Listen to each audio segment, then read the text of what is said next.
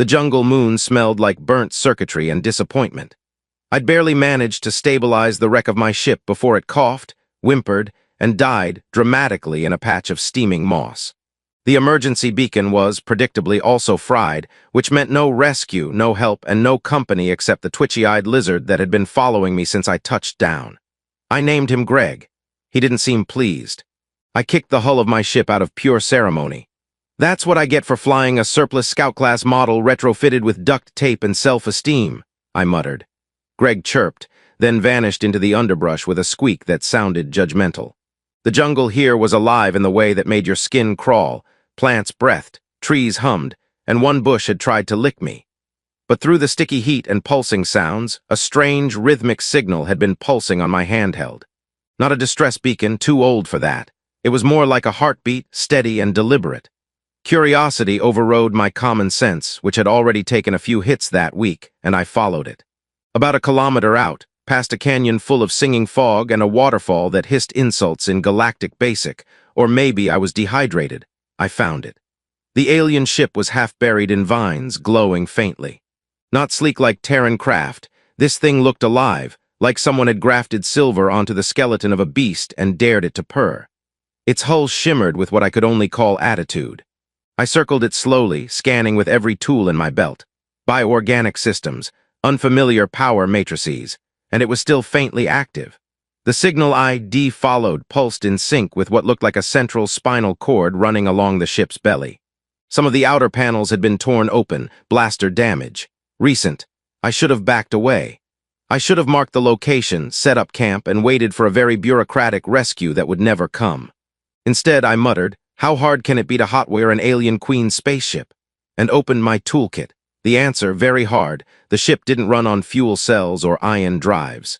It ran on something I couldn't name, plasma maybe, mixed with harmonics, intuition, and sass. But a system is a system, and I jury-rigged worse. Within a few hours, I had power rerouted, one of the primary nodes bypassed with chewing gum and a prayer, and something resembling a startup sequence humming softly beneath my boots. "Hey," I said, wiping sweat from my brow, "I think I just saved a spaceship's life." At that precise moment, the ship's core lit up like a festival. The vines recoiled like offended cats, and a hatch hissed open. I didn't expect her to be tall enough to block out the twin suns. I didn't expect her to have 4 eyes, 2 of which glowed like molten opals. And I definitely didn't expect her to stare at me like I was both an offense and a riddle. "You have reactivated my vessel," she said, her voice like silk over steel. Yes. You have invoked the covenant of reclamation. I'm sorry, the what now? You have claimed responsibility for the Queen's blood-bound ship. As per the sacred laws of the Qthel, you must become my mate. I blinked again, looked around to see if someone was filming this for interstellar prank media. When no one shouted, "Gotcha!" I laughed. "I'm sorry," I said, still half laughing. "That's very flattering, really, but I think there's been some kind of..." She raised a clawed finger, not threatening, just inevitable. "Do you deny your actions? You repaired my ship. You linked your life force to the heart core. You woke me. I didn't mean to link life forces. I just rerouted some power. Intent is irrelevant. The ritual is fulfilled." I stared at her. "Look, I fix things, that's my job. It doesn't usually involve marriage." A buzzing sound began around us. Dozens of figures emerged from the foliage, tall, elegant warriors in shimmering armor, all with the same glowing eyes and unreadable expressions. One of them held what looked suspiciously like a wedding cake. Another unfurled a scroll. "Seriously?" I muttered. "You people keep the ceremony stuff with the Queen's ship. That's efficient." "You will be dressed," the Queen said. "There will be vows. I don't even know your name. I am Queen Jarell of the Second Bloom, conqueror of the 7 folded suns. You may call me Jarell."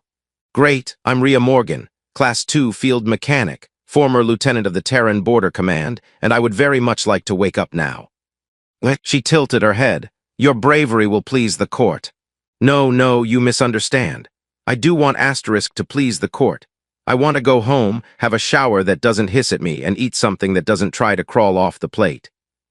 "You may do all of those things," she said serenely, "as my consort." I backed up, tripped over a vine, fell hard. I have a strict policy against dating people who could stab me with their elbows. "I will not stab you unless required." "Comforting." Jarell stepped closer and extended a hand. It was clawed, sure, but oddly gentle. I honor the law, she said, but I also honor choice. If you truly wish to decline, you may invoke trial of release. Trial of... You must survive the court's tests of unbinding. They are rigorous. Define rigorous. She paused. One involves venomous poetry. I groaned and let my head thunk back against the moss. Greg reappeared and promptly peed on my boot. I hate this moon, I said to no one. You will come to love it, Jarrell replied, smiling with what I suspected was either sincerity or a terrifying bluff. A drone hovered down and scanned my vitals. Mate bond confirmed, it chirped. Oh no, I whispered. Oh no, asterisk. The court began chanting. And that's how I accidentally got engaged to an alien queen while trying to reboot a broken spaceship. The ceremonial robe was itchy, the color of radioactive guava, and somehow both too tight and billowing in all the wrong places. It made me look like a cross between a reluctant wizard and an angry fruit. I tugged at the collar as discreetly as possible while the alien priestess, who smelled faintly of cinnamon and unspoken judgment, painted spirals on my forehead with a glowing stick. This is still a misunderstanding, I said, for what had to be the 6th time in as many minutes. You restored the sacred vessel, the priestess replied without glancing up. You touched the heart core and activated the lifelink protocol. The binding rite is both legal and spiritually irreversible, unless you wish to be cast into the pool of reconsideration. That sounds like a spa. It's full of acid leeches. So not a spa. The priestess gave a smile that might have been meant to be reassuring. It came off more like, you'll scream less if you accept your fate. She drew one final spiral across my chin and stepped back. You are now presentable, she declared. Queen Jarrell awaits. Well, at least one of us is excited, I muttered. As I was escorted through the winding corridors of what I had learned was the asterisk Hekva Corlin asterisk, or Court of Eternal Affirmation, which sounded way more encouraging than the vibe it gave off. I tried to keep track of the alien architectural features. Organic metal walls that pulsed softly with biolight. Doors that opened only when complimented. I had to say, you're very symmetrical to a bathroom panel once. Floating orbs that recorded everything and beeped sassily if I cursed too loudly. One of the guards, an 8-foot-tall walking sculpture of abs and antennas, grunted beside me. You look nervous. I look like a sentient mango, I replied. He nodded solemnly. That is our most honored fruit. Of course it was. When we entered the Hall of Accordance, the court was already assembled. A semicircle of alien nobles watched from biopods shaped like blooming petals, all of them glowing, hissing, or making unsettling purring noises. In the center stood Queen Jarrell, flanked by her advisors, 2 floating drones, and what I could only assume was the royal pet. A gelatinous blob wearing a cape and holding a small flag that read, Go Love. In shimmering symbols, Jarrell turned as I entered. Her gaze didn't soften, it never did, but something in her expression shifted like she was studying a puzzle that had grown legs and developed opinions. You wear the ceremonial garb, she noted. I lost a bet with destiny, I said, adjusting the waistband that had decided to strangle me mid-step.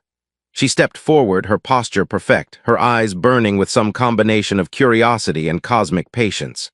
Do you accept the terms of union? About that, I said, raising a hand. Is there an option 3, like we go on one really awkward date and see where things go? Gasps echoed around the hall. A small creature in the front row fainted and was carried away by hover beetles. Jarrell didn't blink. You jest. Oh, constantly, it's how I cope. She tilted her head, which I'd come to recognize as her version of amusement. You would not survive the court's sense of humor. Our last jester combusted. I don't doubt it. A gong sounded. Yes, an actual gong, though it vibrated through the floor instead of the air. And the binding scribe floated down, a glowing rectangle covered in vines and blinking consent protocols. If both parties agree, the scribe intoned in a flat, robotic voice, the bond shall be inscribed, uploaded to the living archive, and witnessed by the eternal moss. I glanced sideways. There was indeed a patch of moss in the corner. It looked smug. Jarrell turned to face me, her expression unreadable. You may still invoke trial of release. I read the clause, I said. Venomous poetry, a maze full of sentient thorns, and a riddle battle against a psychic eel. Correct. I'm allergic to eels. Her eyes narrowed. So you choose me. I'm choosing asterisk, not asterisk, to die from metaphysical couples therapy, I clarified. Let's not get romantic. She made a sound in her throat, like a chuckle that had learned discipline. We were given ceremonial orbs to press. I did so reluctantly. She did it like she was signing a peace treaty with a particularly silly species. The scribe chirped, "It is done." I waited for something dramatic to happen, lightning, confetti, an awkward kiss. Instead, a faint humming noise began as the crowd slowly unpeeled itself and floated out of the chamber like polite bees. Jarrell turned to me. "You are now entitled to quarters, guard detail, and access to the Royal Nutrient Archive. Do you have coffee? We have Quothen sap. It will awaken your third eye and possibly your sixth kidney." "Close enough." As we walked toward the residence wing, me still swatting away parts of the ceremonial robe that tried to glue themselves to my thighs, I glanced up at her. "So, what now? Are we supposed to hold hands and stroll under alien moons?" "I do not stroll," she replied, "and public displays of affection are punishable by confusion. I'm very good at that." We arrived at a towering door made of pulsating vines and what looked like folded starlight. It opened with a gentle purr. "These are your quarters," Jarrell said. "I will not intrude." "Appreciated." She turned to go, paused, then looked over her shoulder. "You have spirit, Rhea Morgan. I have no idea what I'm doing. I find that intriguing." Then she walked away, regal as ever, cape flowing behind her like she had a fan crew hidden nearby. I stepped into the room. It was vast, glowing, and mildly threatening in a luxurious way. A chair shaped like an egg blinked at me. A wall of mist whispered something about hygiene. I flopped onto the hovering bed, arms splayed. Somewhere outside, the court began preparing for the festival of consummation. I sighed into the pillow. I need a drink and a lawyer, possibly in that order. The breakfast tried to bite me. That was my first clue that marriage, in whatever galactic technicality this counted as, came with culinary hazards.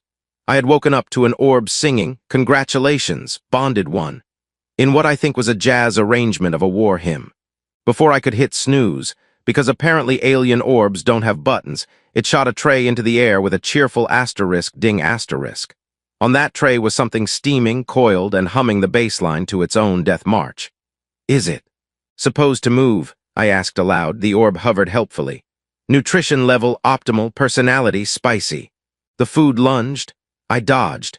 It landed with a wet splat on the floor and hissed like a kettle with anger management issues. I managed to scoop it into the waste chute with a pillow and asked the orb for anything dead and quiet. 5 minutes later, it offered me a protein block the size of a brick and the flavor profile of punishment. I ate it anyway. Once dressed in non-cursed clothing, standard issue flight pants, and my lucky compression shirt with a stain that might be from blood, grease, or interdimensional jelly, I left the quarters. The door blinked as I passed through, muttering something that sounded like, "Bold of you." My plan for the day was simple: escape. I wasn't going to run into the jungle again. Hovergoats were not the solution. But somewhere on this freakishly floral moon was a communications hub. If I could reach it, I could send a ping to the Terran Border Command and have a lovely conversation about how their abandoned mechanic had accidentally entered into a diplomatic entanglement with an 8-foot warrior queen. Should go over well. I made it 6 meters down the corridor before being intercepted by a guard with more limbs than strictly necessary and a ceremonial hat that looked like it was trying to become a bird. "The Queen requests your presence," it said in a voice like a rusty engine learning to purr. "I was just going for a walk," I replied. "Very casual, no escape attempt planned, totally relaxed." "Your relaxed posture is aggressive." "Good to know." I was escorted through another labyrinth of hallways. Seriously, this palace had more layers than my feelings, and deposited into what appeared to be a garden, except it floated, and growled when I stepped too close to a vine. Jarrell sat at the far end on a bench made of living crystal. She was not armored today, but still looked like she could arm wrestle a planet. "You rise late," she said without looking at me. "Your breakfast tried to murder me." "That means it liked you. That's disturbing." She gestured for me to sit. I did so cautiously, half expecting the bench to comment on my posture. "We are to appear together at the Unity procession," she said. "That sounds ominous." "It is largely symbolic. You will wave at the public, offer blessings, and survive the confetti gauntlet." "The what?" She looked at me. "You must dodge explosive glitter or be deemed insufficiently festive." "Of course." "Also," she continued, "you are to receive a mate gift from the royal treasury." "A what now?" "A token of status. something befitting a consort of the Queen. You may choose from a hover chariot, a sunblade, or the last living musical sponge of Sector 12.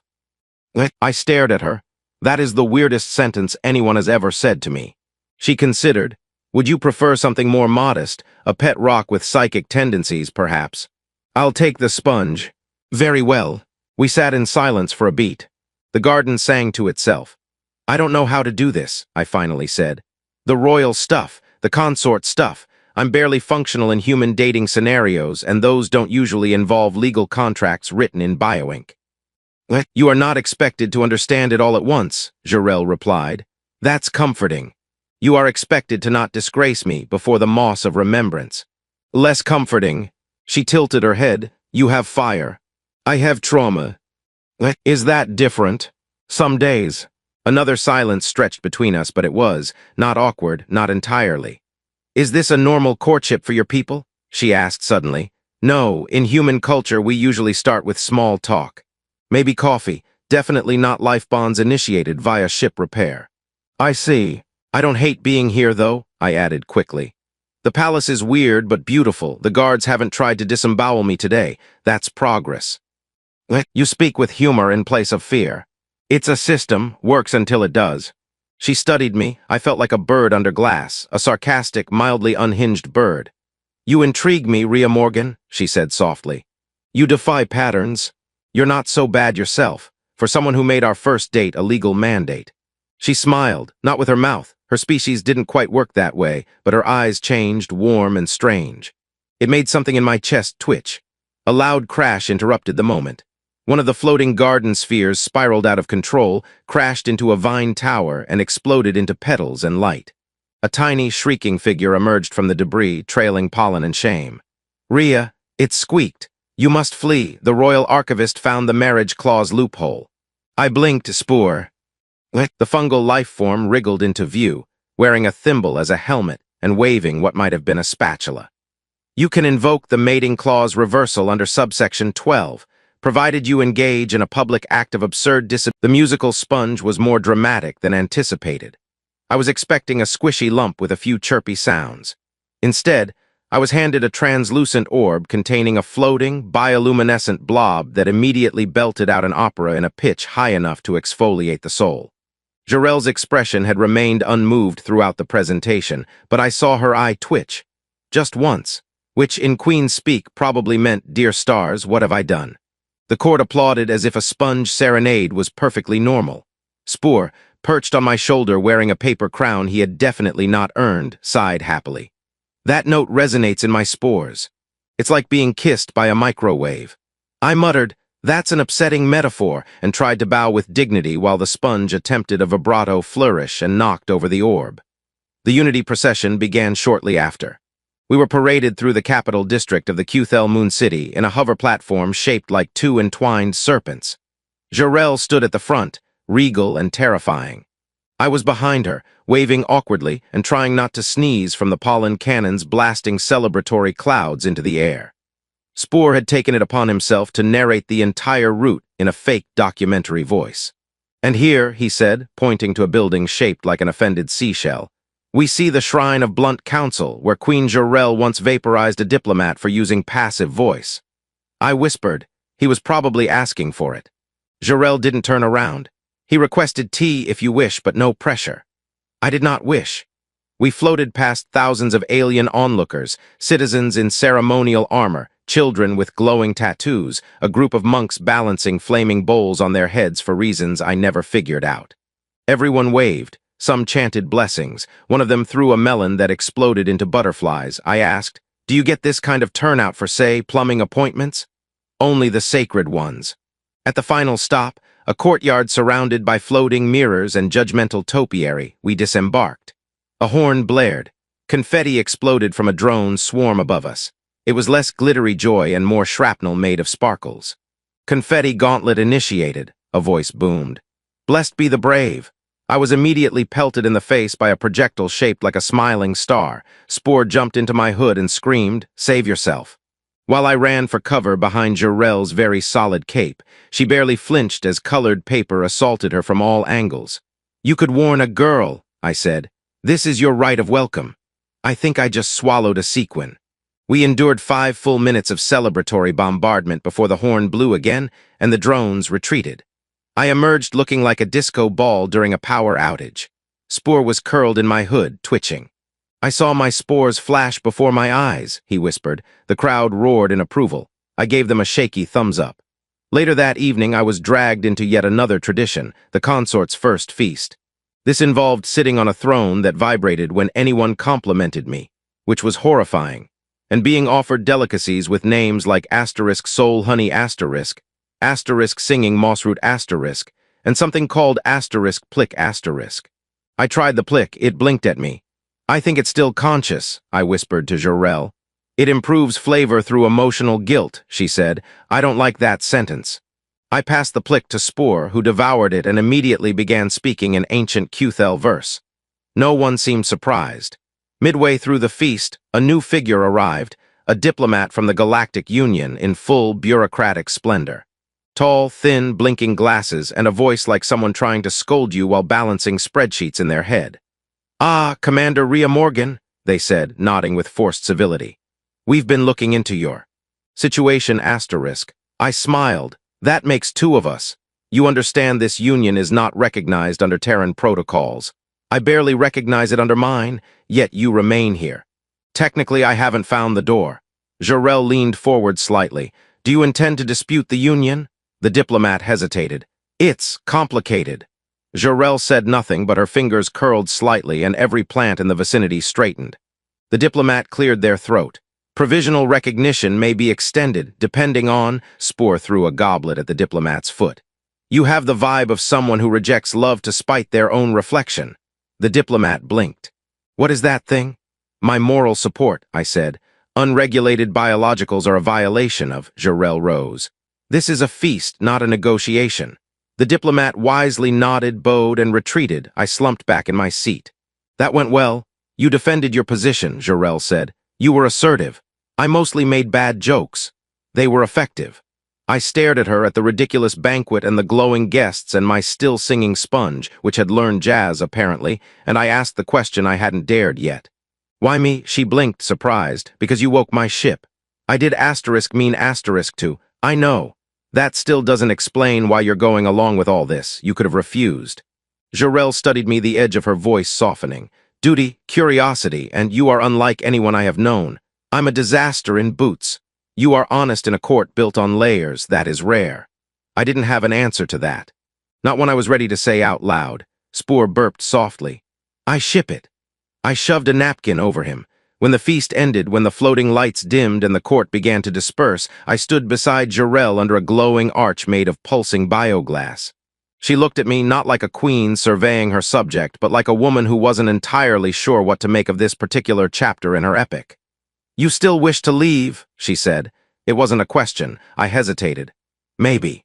But not tonight." She nodded, then offered her hand, not commandingly, not like royalty, just open. I took it. Not because I had to, but because, against all odds, I kind of wanted to. There's nothing quite like waking up to the sound of distant war drums and the musical sponge doing scat jazz under your bed. At first, I thought I was dreaming. Then the floor hummed and the ceiling displayed a flashing message in 6 alien languages, most of which translated loosely to urgent something, probably exploding. I rolled off the bed and hit the calm crystal by the wall. It flared to life with a spark and an unintentionally smug tone.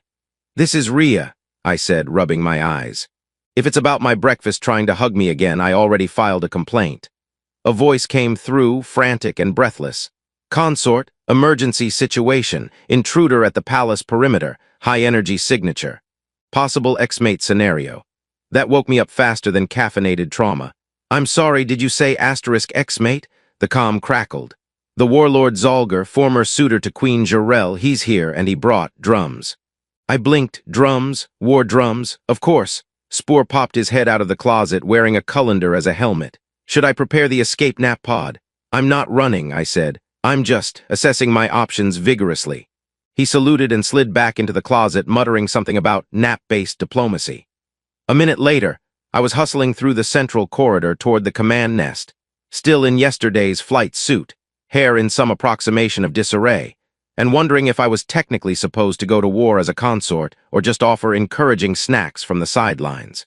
When I arrived, Jarell was already there, flanked by her tactical advisors and one floating orb labeled * emergency coordinator. Ignore at own risk. She looked calm, composed, and terrifyingly gorgeous in her battle-woven cape. "You're up early," I said, panting. "The palace is under threat," she replied evenly. "You were late." "I had to put on pants." She nodded solemnly, a worthy cause. A holomap projected the intruder's location, just outside the defensive field, flanked by what appeared to be 12 flame beasts, a drumming band of clones, and a small, snarling diplomat holding a briefcase. Spoor, who had somehow followed me and was now chewing on a data cable, piped up. "That's Zolgar. He's got rejection issues and an unusual relationship with lava." I looked at Jarell. "You dated * that?" He was. Persistent, the orb chimed in. "Incoming message, audio only, translation stabilized, brace yourselves emotionally." Zolgar's voice roared through the chamber like a blender chewing metal. "ZHARELL, I have returned. Choose ME or face the flames of IHFYI and MY Poetry Slam team." "Oh, stars," I whispered. "He brought poetry." Jarell exhaled slowly. "It is his most dangerous weapon." The message continued. "And who is this new consort?" This pathetic little human in greasy clothing and a haunted look. I demand trial by intimidating dance. Everyone looked at me. I looked back. "That's not real. That can't be real. You guys don't really do that, right?" Jarell's eyes did something complicated. "It is an ancient rite, one I was hoping to abolish." The orb confirmed, still on the books. Last invoked 214 cycles ago. The loser was eaten by his own hips. I paced. "Okay, option 1, I fight him. Option 2, I humiliate him. Option 3, I hide under the ceremonial fruit basket." Spoor raised a tiny hand. "Option 4, we turn up the gravity and pretend it's interpretive floor swimming." Jarell turned to me. "I cannot fight him for you. That would dishonor the rite, but I can give you this." She handed me a small device that looked like a wristband crossed with a jellyfish. "What is it?" "A rhythm amplifier. It will adapt your movements, but it requires confidence." "Fantastic," I muttered. "Do you sell that separately?" Within the hour, we stood in the arena of declarative motion, a circular platform surrounded by floating judges, flamethrowers for ambience, and at least 3 confused musicians trying to find the beat. The crowd was immense. Apparently, this kind of thing was a major spectator sport. Zolgar entered shirtless, muscles glistening with something that looked like magma. He held a staff covered in glowing runes and sneered at me with the intensity of a soap opera villain. "You dare accept her hand?" He bellowed. "Technically, I accepted her spaceship," I replied. "The rest just sort of happened."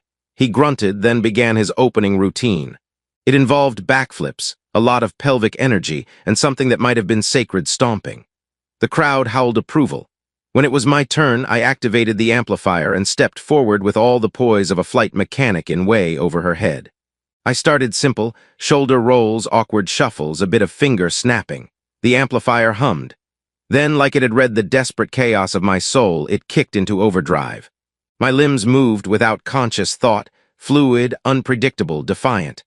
I spun, twisted, dropped to the floor, and slid back up in a motion that felt like rebellion in motion. Somewhere mid-flail, I incorporated a sarcastic finger gun. The crowd went wild. Spoor, watching from Jarell's shoulder, shouted, "She's dancing like a paradox with a tax bill."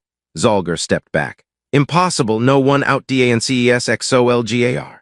I ended with a dab, the platform glowed, the judges beeped. The orb confirmed, victory declared, human consort, award undeniable sway. The crowd cheered. Jarell approached me, unreadable. "You have defeated Zolgar. Accidentally. You have claimed your place beside me." With jazz hands. She nodded. "The people are impressed." Zolgar, in tears, was escorted off stage by his clone band. One of them offered me a business card. I declined. That night, as the palace celebrated, I sat on the balcony with Jarell, feet up, Sponge singing softly from a nearby cushion. "You did well," she said. "I made history with dance-fueled sarcasm. It was glorious." We watched the moons rise. For once, there were no interruptions, no war drums, no diplomatic chaos. Just her, me, and the distant echo of one warlord's heartbreak being turned into interpretive choreography. Spoor had somehow gotten access to the Royal Announcements Network and was using it to broadcast haikus about my mating habits. By the time I found him perched on a console in the communications chamber, he had already delivered 5 verses, 2 interpretive songs, and 1 long-winded metaphor comparing my awkwardness to an off-brand gravity field. The guards were just standing there, heads tilted, clearly unsure whether they were witnessing a crime or performance art. I snatched him off the console mid-syllable. "You promised to behave." He blinked at me wide-eyed. Did I? I also promised to stop licking glowing objects, and yet here we are. I carried him under one arm like a rebellious zucchini and turned to the console tech. "Please delete the broadcast log, and maybe burn it." The technician saluted. "Of course, consort, the spores were enlightening." Spore beamed. "Art will remember me." I dumped him in a bowl of nutrient gel in the corridor and told him to stay. He asked if the bowl came with back support. Back in my quarters, the musical sponge had learned a new genre, motivational synthwave. It pulsed gently in the corner, harmonizing with itself in a rhythm that made my chest feel like it was preparing for battle, or a particularly intense workout montage. I let it play while I changed into what passed for casual court attire. A loose set of robes that didn't actively try to strangle me, and boots that probably weren't ceremonial, but were sturdy and made me feel like I could survive an impromptu gladiator match. Which was fitting since I was apparently being summoned to one. Jarrell's message had been brief. "The trials begin at second bell. Bring resolve." I replied with, "Can I bring snacks instead?" She didn't answer. Turns out the trials weren't for me this time. They were for suitors. Apparently, Qthel custom dictated that after the consort claimed their place beside the queen, all previous hopefuls had to either concede defeat with dignity, or prove their worthiness in a ceremonial showdown known as the Asterisk Aspirants Regret Asterisk, which was a delightfully honest name. By mid-morning, the arena had been transformed into a floating coliseum surrounded by clouds of pollen, arcane flags, and at least one surprisingly aggressive lemonade vendor.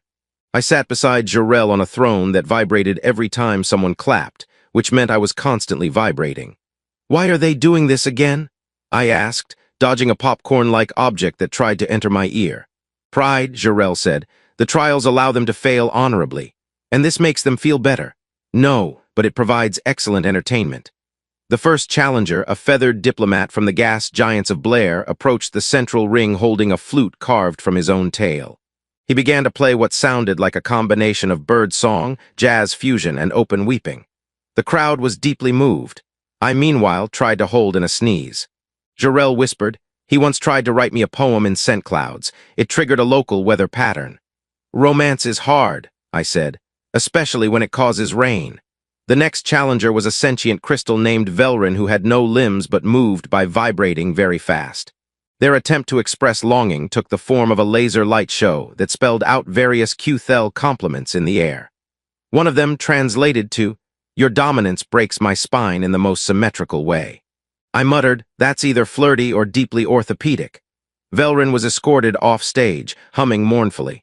The final contestant was a soft-bodied mollusk named Thars who communicated by moist psychic projection.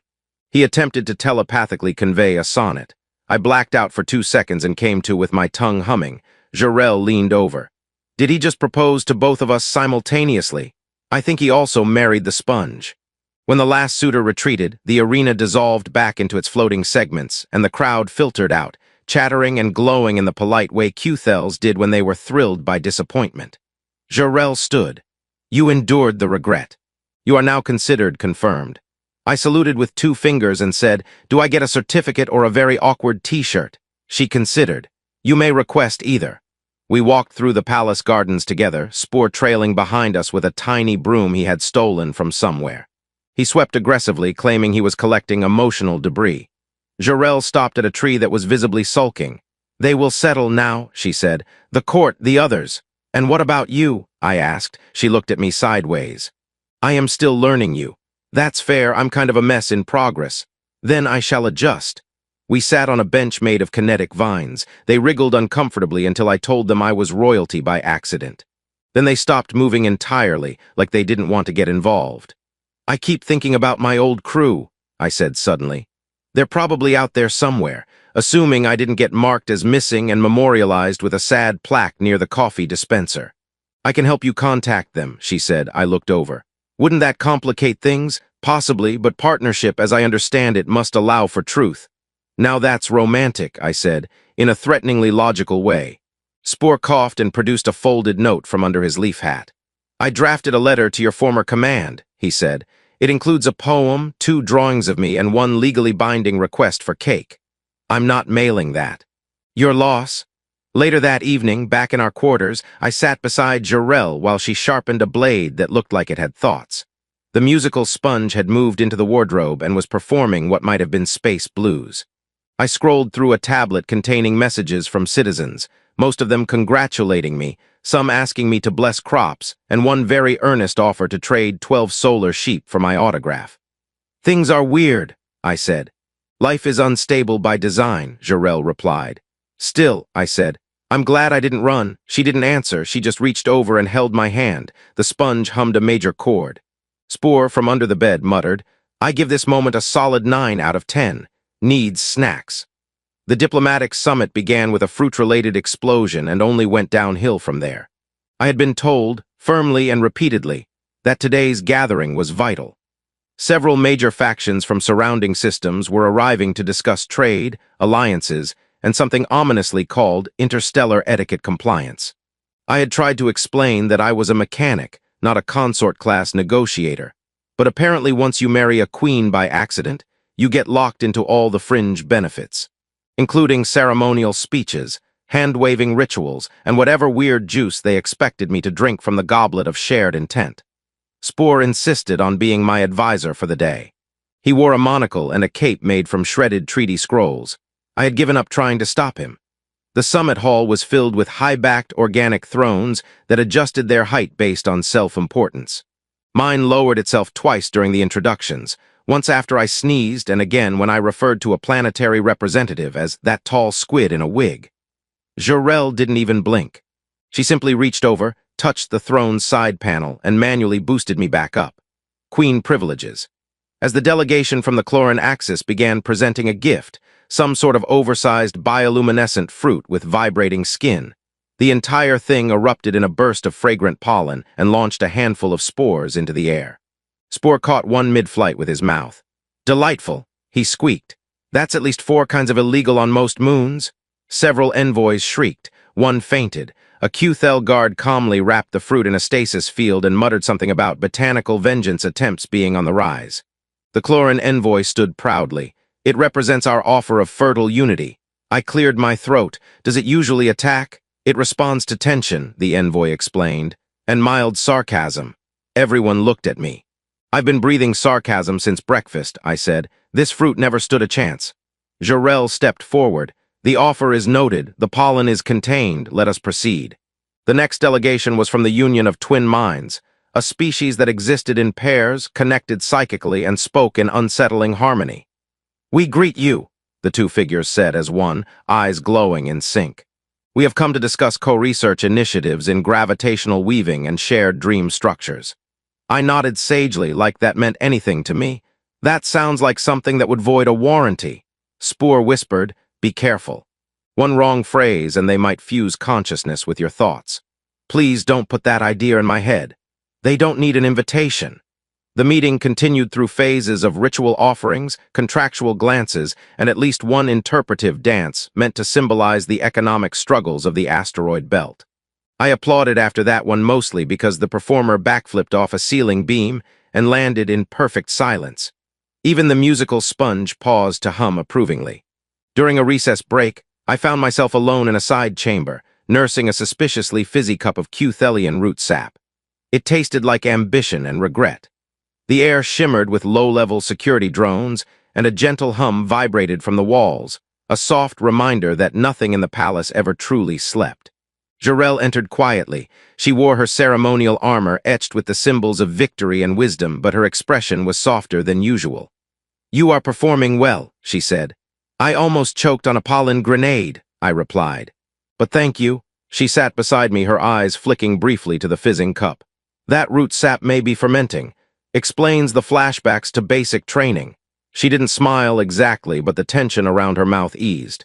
I keep wondering if they know, I said. The delegates, that I'm just improvising. They do, she said calmly, but improvisation is revered among the Qthel. It is. She leaned back slightly. Our greatest hero once won a war by using a spoon and 4 confused birds. I blinked. I feel deeply underprepared. You are navigating unfamiliar structures, adapting to new power. You do not collapse. Sometimes I curl up in the closet. Adaptation. I exhaled, letting my shoulders sag. Do you ever wonder if we're doing the right thing? Not just the alliance stuff. This situation. Her pause was brief but full of quiet. The hovergoat was not cooperating. I swear, I hissed through gritted teeth, if you launch me into another decorative fountain, I'm getting a jetpack. The goat twitched its head and emitted a low, almost smug bleat. Spoor, seated in a tiny saddle behind me and wearing aviator goggles far too large for his fungal face, cackled. He senses your doubt. Goats respect only chaos. The palace had decided that today, blessed be the 5th day of the 3rd petal bloom or whatever, was a day for consort public bonding engagements. This meant I was expected to perform a friendly inspection of the royal stables, say encouraging words to creatures that looked like physics experiments gone wrong, and participate in a traditional Cuthelian recreational sport known as *Verkran*, which, translated loosely, meant violent friendship sprinting. I had been issued armor that glittered offensively in the sun and made a series of wheezing noises whenever I moved. It had a built-in snack pouch. I respected that. Jarell met me at the arena, already dressed in a sleek battle kit that managed to look both imposing and aerodynamic. She didn't ride a hovergoat. She commanded *1, tall, elegant, glowing with subtle bioluminescence. The goat bowed when it saw her. Mine attempted to eat its own saddle. Jarell regarded me, expression inscrutable. Your beast appears independent. I think it's trying to establish dominance through embarrassment. An effective strategy. The crowd cheered as the gates opened. The arena stretched out before us, hovering platforms, floating rings, shifting gravity zones, and a section labeled unpredictable gusts. The object of the game, as it had been explained to me by an overly enthusiastic Cuthel youth named Birin, was to collect 5 spinning orbs of plasma while avoiding being knocked into the lake of mild disappointment. Spoor raised a tiny flag. May the spores of bravery infest your mind. Comforting, the starting gong blared. Jarell's goat surged forward in a majestic leap. Mine let out a wet honk and tripped over its own hooves, launching me sideways into a gravity bubble that turned my scream into a musical scale. I reoriented midair and somehow landed on the back of another contestant's goat, an ambassador from the crystalline marshes of Virac, who looked over, blinked 3 eyes, and said, "This is deeply unconventional." "Hi," I said, "just passing through." I somersaulted off his mount and hit a plasma orb mid-spin, snatching it with the desperation of someone being pursued by personal dignity. I spotted Jarell ahead, moving with smooth, terrifying efficiency. Her goat leapt through rings like it had trained for this its whole life. She had already collected 3 orbs and was weaving toward a 4th, when one of the gravity vents shifted suddenly and launched a competitor, a flailing squid person, directly into her path. Without missing a beat, she caught the squid, set it upright mid-leap, and continued riding. The crowd roared. Spoor screamed from the sidelines, "My mate is a SPORTS legend." "I'm not your—" "Never mind." Somehow, against all laws of chance and hovergoat physics, I snagged 2 more orbs. At one point, my mount glitched and briefly phased through a platform, leaving only my torso visible above the surface. I played it cool, waved to the spectators, and pretended this was intentional. Jarell reached the final platform first, paused, and looked back. I was almost there. Covered in plasma soot, 1 boot missing, the hovergoat gently chewing on my pant leg. She extended her hand. For 1 second I thought, this is it, the dramatic moment, the gesture of unity in the middle of absurd space sports. I reached for her hand. My goat chose that moment to sneeze. The platform beneath me jolted. I tumbled sideways into the lake of mild disappointment, which was lukewarm, slightly fizzy, and emitted judgmental bubbles. Spoor hollered from the bleachers, "Your descent was art." I emerged sputtering, clutching the last plasma orb and somehow holding a fish that looked disappointed in *me*. Jarell met me at the edge. She didn't laugh, but the way her head tilted, subtle and precise, told me she was very close. "You performed with distinctive flair," she said. "I bonded with my mount through mutual sabotage. You are drenched. It's a diplomatic choice." She offered me a towel. It smelled faintly of starlight and victory. Back at the palace, while I dried off and Spoor narrated my shower in iambic pentameter from the sink, I threw a sponge at him. It was not the musical one. A message came through. It was encrypted. Old Terran code. I stared at the flashing console. Jarell entered quietly. You received contact. Yeah, I said, from Earth. She said nothing, just waited. I sat, heart doing complicated things. The message, when decrypted, appeared as simple text. Commander Morgan, location confirmed. Evacuation unit en route, prepare for retrieval. I read it twice, 3 times. Jarell didn't ask what it said, she didn't need to, I looked up. They're coming for me. A pause, I expected this.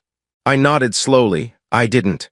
Spoor, from under the table, whispered, do we have time for one last spa day? Neither of us answered. For a long time we sat in silence. The musical sponge hummed the first few notes of something that felt like goodbye. The evacuation ship looked like a metal beetle that had crashed into a filing cabinet and decided to make the best of it. It hovered just outside the palace's western spire, blinking politely at the skyline as though it didn't want to interrupt anything too personal. Which, of course, it was doing anyway. Spoor sat on top of my travel bag, arms folded, little spores trailing dramatically into the air. You can't go, he declared. Not without formal denouncement, a farewell dance, and my last 3 haikus. What? You've already written 12 haikus, I said, strapping on my flight pack. Yes, he said, but those were casual. These will have emotional depth. I looked over at Jarell, who stood silently near the edge of the platform. The wind tugged at her cape, the royal crest glowing faintly under the afternoon sun, or whatever glowing star vegetable the Qthels called a sun. I didn't think I'd want to leave, I said. You don't have to, she replied. I know. She stepped closer. They expect a report, an explanation, perhaps even your return to duty. They'll want to ask me why I didn't call sooner. Why I let the queen of a foreign moon adopt me like an inconvenient puppy. You were never inconvenient. Tell that to the diplomatic incident involving the inflatable melon deity. The court found it refreshing. We stood there in silence for a moment. The kind you only get when there's a deadline breathing down your neck and someone important looking at you like you're a page from their favorite book. They're not ready to turn. Spoor sniffled and blew his nose on a scrap of treaty parchment. I hope you know, I'm going to spread dramatic stories about your departure to everyone in the fungal network. Do me a favor, I said. Make them mostly true. True with flair, he promised. The sponge sat beside my bag, humming a gentle farewell tune in a major key. It had started wearing my socks on its limbs. I wasn't sure how sponges processed clothing, but it seemed attached. I turned to Jarell. You could have ordered me to stay. I would never do that. I know, that's why I wanted to ask if I could come back. Her expression didn't change, but something in her stance softened. The gate will remain open. They're probably going to ask me to give a report on Qthel culture, warfare, cuisine, and why I legally married a sovereign ruler by accident. Shall I write you a summary? I think I've got enough material, I said, although I'm still not sure what that breakfast creature was. Sentient. Thought so. We stared at the ship together. The hatch opened slowly, almost dramatically, like it had a sense of theater. A Terran officer stood inside, Lieutenant Idris, a good sort, all crisp uniform and baffled expression. He waved at me cautiously. I take it that's your ride, Jarell said. Yep, I replied. You know, I kind of expected this part to feel more final. It is not final, she said. It is transition. Spoor piped up, like a really awkward molting. Jarell looked at me. Before you go, one question. Anything? Do you still consider yourself only a mechanic? I looked down at the multi-tool strapped to my thigh, the one she'd stamped with her crest.